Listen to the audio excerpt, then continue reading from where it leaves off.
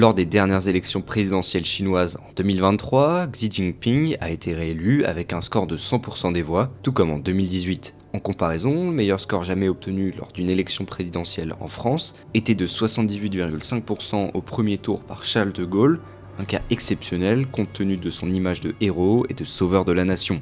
En Chine par contre, l'unanimité des électeurs et l'absence de révolte de la part des habitants suscitent des interrogations, notamment en raison des problèmes persistants d'exploitation, de pauvreté et d'inégalité, alors que le Parti communiste chinois est au pouvoir depuis 1949. Au-delà des apparences, la Chine ne serait-elle pas davantage une dictature qu'une démocratie ? Ok, déjà la Chine est isolée du reste du monde.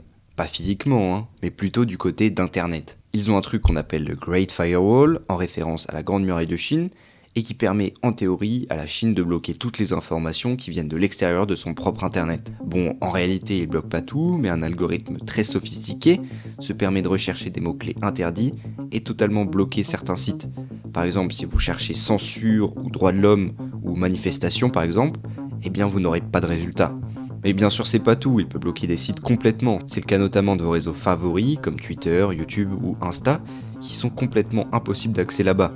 Pareil pour des sites d'information comme le New York Times. Ce blocage vise évidemment à empêcher la propagation d'idées occidentales, jugées néfastes par les autorités chinoises, en particulier celles susceptibles de susciter beaucoup de débats. À la place, ils ont leur équivalent très surveillé, où l'information est très filtrée et où la censure est évidemment très présente. On a par exemple Weibo, qui est un peu le Twitter chinois, ou WeChat, qui ressemble un peu à WhatsApp, et à eux deux, ils ont des centaines de millions d'utilisateurs quotidiens. Inutile de vous dire que le contenu des utilisateurs est très surveillé, filtré et censuré, parce que les entreprises chinoises sont obligées de suivre les règles très strictes du gouvernement.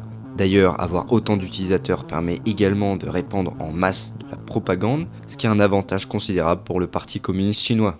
Donc en plus de ne pas pouvoir développer leur esprit critique avec les informations du reste du monde, les Chinois se font totalement laver le cerveau. On retrouve évidemment une forte propagande idéologique qui promeut les idées et les valeurs du socialisme chinois, une propagande nationaliste qui pousse les Chinois à être patriotes et unis face à la contestation des territoires. On peut parler également de la propagande du contrôle social, qui renforce la conformité et la discipline sociale en décourageant la dissidence politique, la protestation et les comportements jugés déviants, et ce qui pousse souvent les gens à se dénoncer entre eux. Et on a bien sûr une forte propagande répressionniste dont on parlera un peu plus tard. Avec ça, on a également une forte réécriture de l'histoire, qui est commune aux dictatures et aux romans dystopiques. Le PCC a une forte tendance à mettre en avant ses réussites et ses contributions les plus importantes, tout en minimisant, voire en effaçant totalement, certains aspects moins glorieux. La résistance chinoise face à l'invasion est largement exagérée, tandis que les événements comme le grand bond en avant, un vaste plan économique et structurel qui se termina en un véritable fiasco avec des millions de morts au total, est totalement ignoré. Ça s'est passé dans les années 1960, et pourtant le monde entier l'a appris dans les années 1980. Vous imaginez bien que les habitants chinois lambda, eux, ne connaissent pas l'ampleur de la catastrophe, étant donné les censures gouvernementales. On peut également évoquer le drame de la place Tian'anmen, qui s'est déroulé en 1989. Cet événement s'est déroulé lorsque plusieurs centaines de milliers de personnes, principalement des étudiants et des intellectuels, se sont rassemblés dans de grandes villes chinoises. Ils revendiquaient notamment des réformes démocratiques, une plus grande liberté d'expression, mais aussi une lutte contre la corruption. Tian'anmen, une grande place de Pékin, était totalement occupée par les manifestants, ce qui n'a pas du tout plu au gouvernement qui a invoqué la loi martiale, lançant une répression avec l'armée. Lors de la dispersion des foules, des affrontements ont eu lieu et de nombreuses personnes se sont arrêtées, blessées, voire même tuées. Bien que les Chinois reconnaissent 200 morts, les estimations étrangères montent à plusieurs milliers. L'image la plus emblématique est cet homme, qu'on surnomme Tankman. Cependant, les informations sur cet homme confrontant le char restent inconnues. En plus d'avoir été réprimé, cet événement est inconnu ou méconnu de beaucoup de personnes.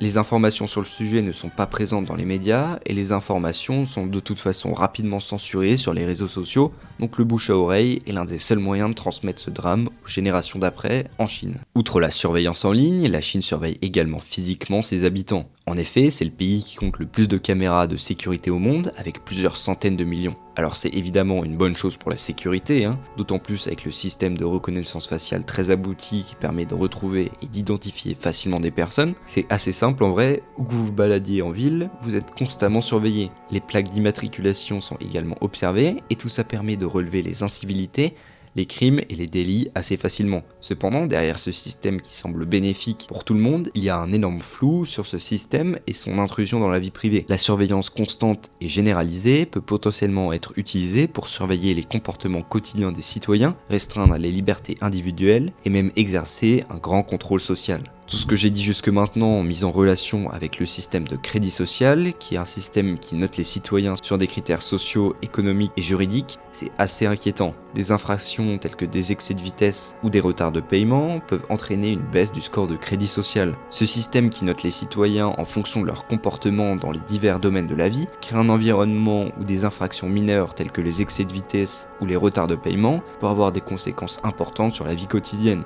Bien que le système de crédit social puisse sembler avoir une certaine logique, en favorisant les comportements conformes aux normes sociales et juridiques, ces abus potentiels suscitent des inquiétudes légitimes. Par exemple, la liberté d'expression peut être sérieusement compromise lorsque critiquer le régime politique en ligne est interprété comme une infraction grave, entraînant une censure et une perte de points dans le système de crédit social. Les conséquences d'avoir un mauvais score de crédit social peuvent être considérables. Elles sont au-delà de simples restrictions financières, pouvant inclure des sanctions telles que la confiscation de biens. De plus, les individus ayant un mauvais score risquent de subir une stigmatisation sociale élevée, étant considérés comme indésirables par le gouvernement et donc par la société en général. Cette situation crée un climat où la conformité et la prudence deviennent des impératifs pour éviter les répercussions négatives sur le statut social et financier. Pour maintenir son autorité politique et sociale, le gouvernement chinois a mis en place un système de contrôle strict. Les opposants politiques, les activistes des droits de l'homme, les dissidents et les membres de groupes ethniques minoritaires font souvent face à des mesures répressives. Parmi les exemples, on peut citer la répression sévère contre les militants pro-démocratie à Hong Kong, en particulier après l'adoption de la loi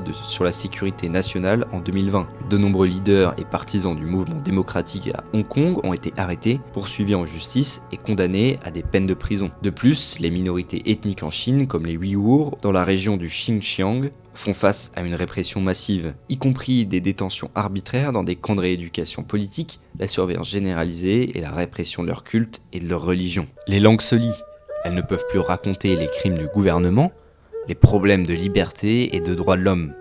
Asphyxiés par un système entier, bien huilé, les critiques se meurent et la population reste dans la peur. Dans cet environnement oppressant, les voix dissidentes sont étouffées, les plateformes d'expression sont restreintes et toute tentative de remise en question du régime est rapidement réprimée. Les individus qui osent défier le statu quo risquent la détention, la persécution et même la disparition. La peur de ces représailles pèse lourdement sur la conscience collective, créant un climat de méfiance et de résignation. Merci d'avoir regardé cette vidéo, si elle vous a plu, n'hésitez pas à vous abonner, et moi je vous dis à la prochaine.